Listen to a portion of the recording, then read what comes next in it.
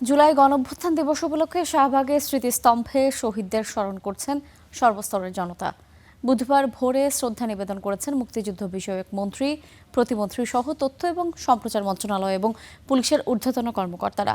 শ্রদ্ধা নিবেদন শেষে মুক্তিযুদ্ধ বিষয়ক মন্ত্রী বলেছেন, জুলাই গণঅভ্যুত্থান রাষ্ট্র পরিবর্তনের নতুন অধ্যায়ের সূচনা করেছে। সে ধারাবাহিকতায় গণতান্ত্রিক সমৃদ্ধ বাংলাদেশ পুনর্নির্মাণের সরকার প্রতিশ্রুতিবদ্ধ।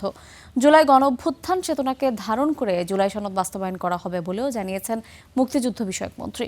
আর মুক্তিযুদ্ধ প্রতিমন্ত্রী বলেছেন, জুলাই গণহত্যার বিচার নিশ্চিত করতে সরকার প্রতিজ্ঞাবদ্ধ।